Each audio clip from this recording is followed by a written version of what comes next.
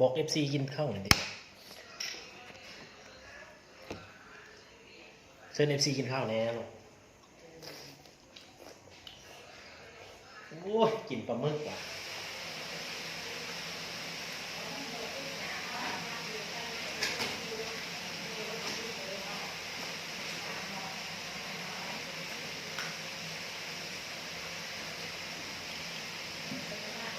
อาบน้ำได้ไหมเมื่อวานเนี่ยเขาไม่ได้อาบเนาะเห็นบ่เมื่อวานเนี่ยเขาขี้ข้านกินหอยบ่ thank you เอาบ่เขาเอาเขาบ่อู้สิได้ว่าให้มาให้แมวพ่อ yes เป็นยังลูกยำกินแต่แล้วลูก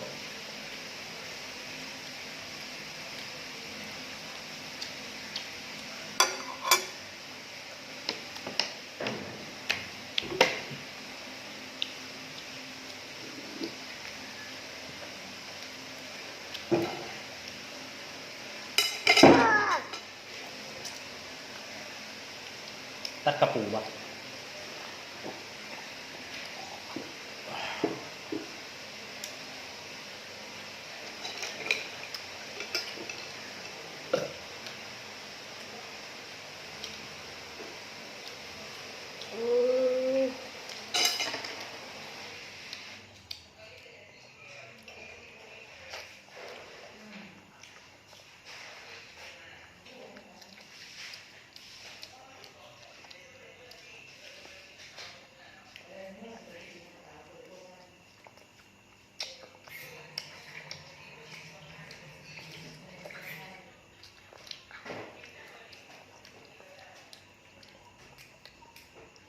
สิ FC กินอาหารทะเล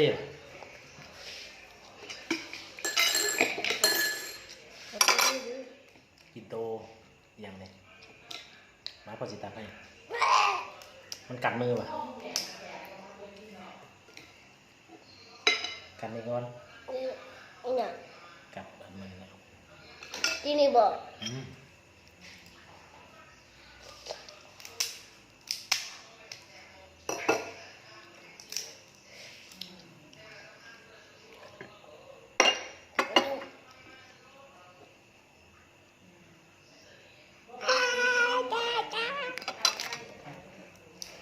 ไปย่ามแท้โอเค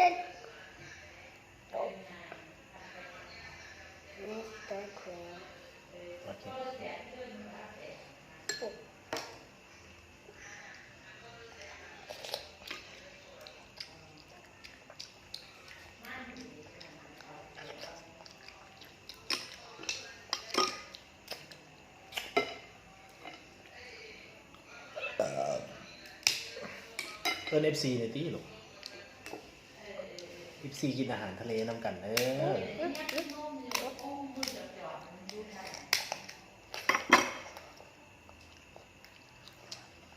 นไง เขาลมมาเขาลม ซาบวยไปกินข้าวแล้ว แม่เขา ทายดีโอแล้วส้มให้ซาบวยทายดีส้มให้ซาบวย สะบุย มะขามอันนั้นสามีเป็นมาทายหูมาให้ไอจอนส้มอาจารย์นี่จะไปกินทายหูส้มให้เขาอันไปเป็นทายหูเขาก็ทายหูมะขามนี่มันไม่เป็นแบบแม่ทีนั่นหรอมันจีทายหูนี่ตอนจอนกินได้บอกหอยอันนี้กินได้บอกเป็นยังเพิ่นยำละค่ายเป็นยัง ปลาหมึกกินมาเดียวเลย บอกมากกว่าคือแบบ มาก ค่าย กันแล้วแต่ว่ามันขาย ค่ายเห็นอย่างลูกกลืนเลยมันมีวิตามิน มันฆ่าคอจอเด็ก เอาจอกินหลายตัวดอก เอาเข่าเสด็จก่อน อิ่มอยู่ป่ะเรียกหอยอย่างปลาไหม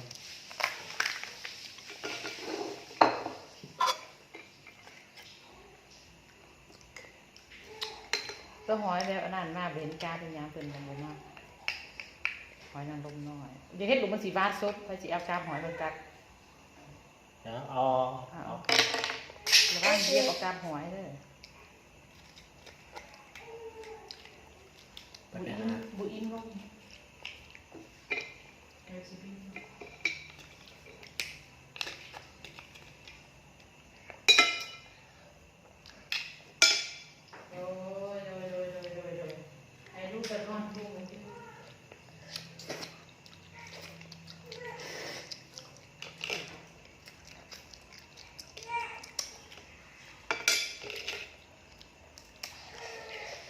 ว้าว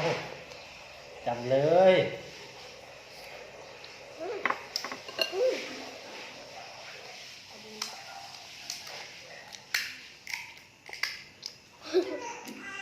อีนี่อยู่ทำนี่นะ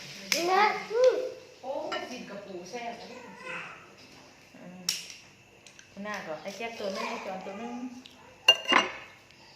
พอผมมีในบัญชีแล้วเนาะ พอตัวนึงเนาะ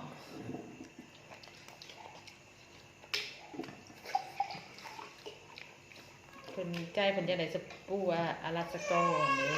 แล้วนี่คนกันพอใจอยู่เห็นตัวยาง ไปแล้วไปแล้วไปแล้ว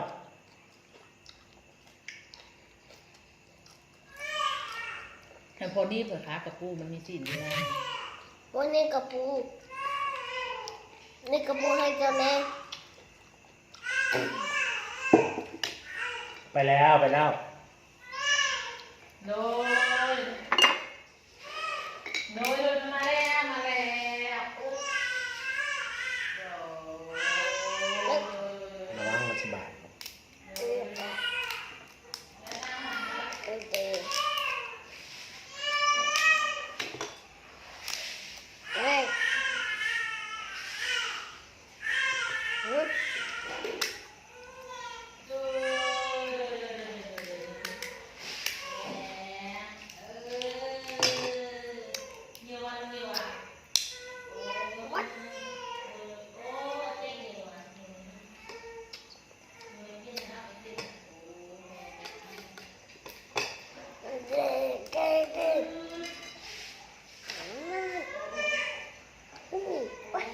ตกอีก นี่ไม่หรอกกินแต่ละน้อยก็ได้อิ่มอยู่หมดละ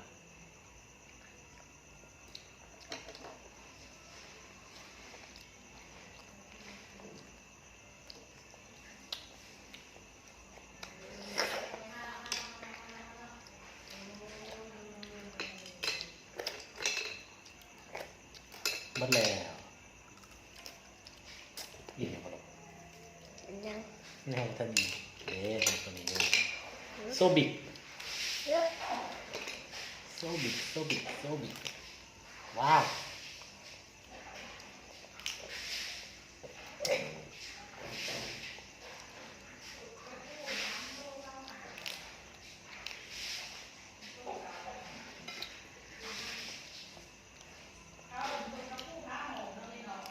อืม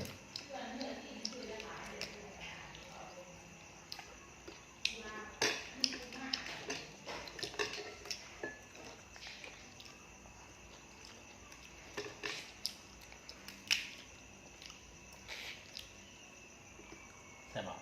เพื่อน FC เนี่ยตีกินกัน ไอ้สิกิน ยัน FC กินนำมาเป็น FC มากิน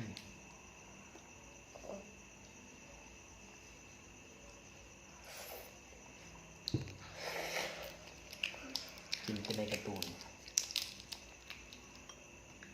โอ้ยเหี้ยซ้ำเสีย เสีย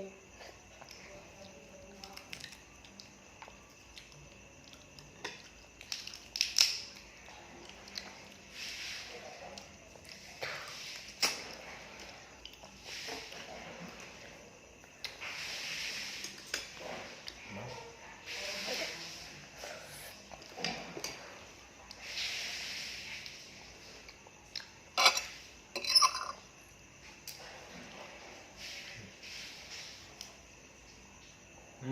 กินทีละน้อยเอากัดทีละน้อย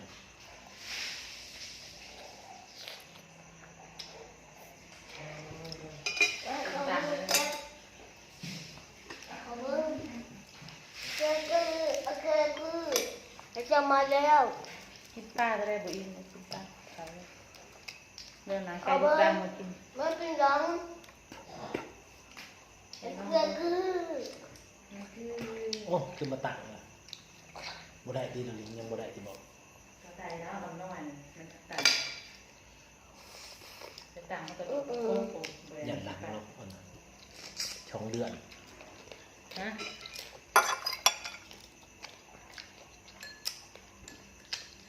พยา อันนี้ตะกบโป้กินอีอย่างเป็นตาแซ่แท้มันไหลลมในเป็นตำใจมันเอาต่างไม่เห็นใจ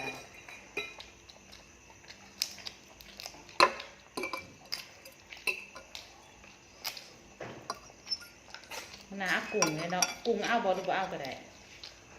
ถึงว่าปูอัดเพิ่นแน่เนาะผสมกับอันนี้นะเห็ดผสมหลายแนวเพิ่นเนาะแต่ปูอัดมันโมเมนเนื้อปูแล้วนี่มันแปลงล่ะ กินมันก็แซ่บ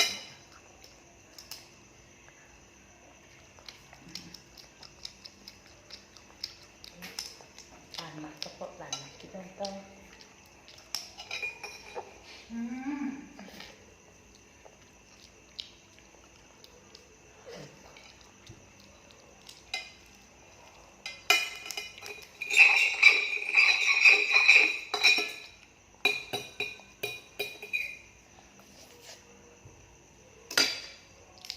หมดแล้ว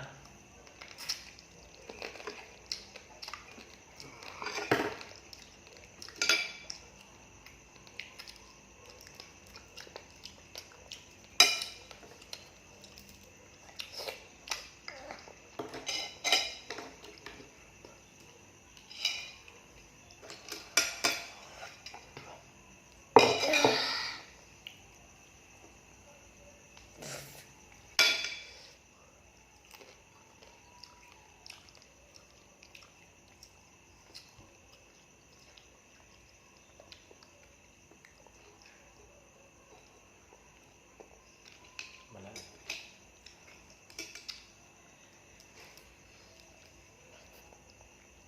ต้มอีกป่ะไอ้ป่ะได้รสป่ะต้มอีกป่ะ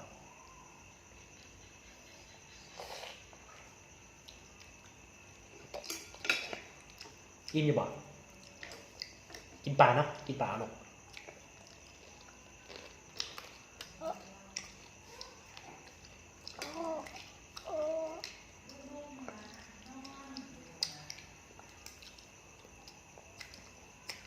พอนะพออิ่ม หืม พออิ่ม อิ่มเหรอครับ